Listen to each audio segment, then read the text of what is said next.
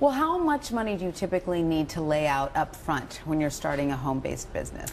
That's a great question. It really depends on the business. I mean, if you're starting a jewelry business and you're making incredible jewelry like your necklace and it's very, very expensive, then you probably need more for inventory or for startup costs. Right. However, you're doing something like PR or marketing where there's not any inventory and there's not any startup costs, then your costs would be lower. Right. And if you're starting your business from home, you don't have office expenses, you don't have another phone line, you don't have, you already have a lot of those things, so you don't have to duplicate that. Low overhead. Okay, great, Marianna. Thank you so much, but don't go anywhere because we're going to take a quick break. But after the break, we'll ask Marianna to help answer some viewer questions from our Good Money mailbag. That's next. Stay with us. Welcome back to Good Money. I'm Tanya Rivero in New York, and I'm joined by Marianna Olszewski, personal finance expert and author of Live It, Love It, Earn It. Before the break, Marianna and I discussed ways to start a business from the comfort of your own home. She joins us once again to help answer some viewer questions. All right, Marianna, you ready? I'm ready. The first question comes from Laura of Pinehurst, North Carolina. She asks, I've heard about bartering with your friends to save money. What exactly is it, and do you have some examples? Okay, Laura, well, bartering is basically trading a service or a product for something that you want.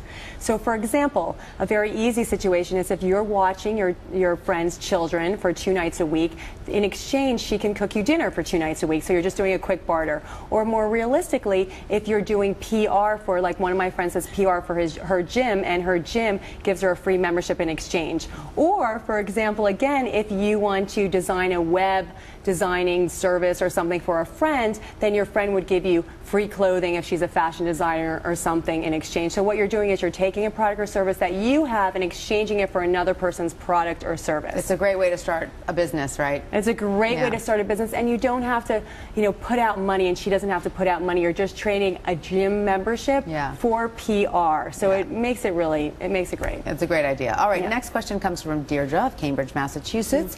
She asks, everyone says I need to have a solid business plan for my new idea.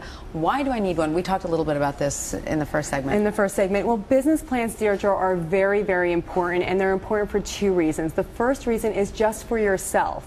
So you need to be clear about your business and your financials in the business. How much money do you need? When you're going to break even? What are your income? What are your expenses? And you do that in a clear, concise business plan. And if you don't have a business plan, everything gets really shady and you don't know where you're going. Right. The second reason to have a business plan is just in case you want a partner, as we talked about, or if you want an investor, you can give them a concise business plan of what you're doing and what your business needs. Is there a place that someone can go who really has no idea to get an example of what a business plan even looks like? That's a great question.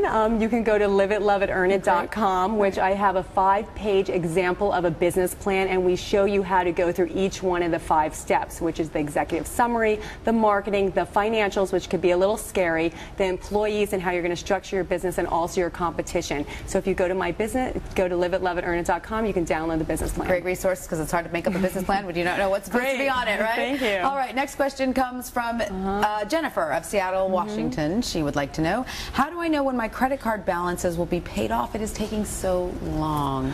Credit card balances seem to be taking so long to be paid off, but right now, because we have the new Credit Card Act, every statement that we look at, it will tell us how long it will take to pay off those credit card balances in full. And also, if you'd like to pay your credit card balance down in the next 3 years, it will tell you how much you need to pay each month to make that happen.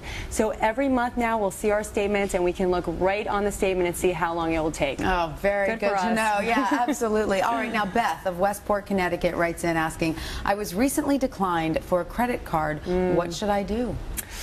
Ooh, sorry about that, Beth. Sometimes we are declined for credit cards, and it could be for a number of different reasons. It could be because you have a poor credit history, or because you don't have enough of a credit history, or maybe there's just some little discrepancies on your credit report. The first thing I would do is to contact the credit card customer service department and nicely ask them, why were you declined? They'll give you a more specific reason, and then you can try to solve that problem. And also ask them, while you have them on the phone, what can you do to make your credit better for that specific application. Right. The second thing is go to annualcreditreport.com and get your credit report and see if there's any discrepancies, even with your name, your address, your social security number. All these things could be little things that can be tweaking your credit a little bit off. So she should try to find out what the root of the problem was and then address it. All right, Marianna Olszewski, thank you so much for being with us today, and that is all the time we have for Good Money. Remember, go to our website at abcnews.com. GoodMoneyMail.com. Click on the Good Money page to ask our team of personal finance experts your questions. I'm Tanya Rivero in New York. Thanks for watching.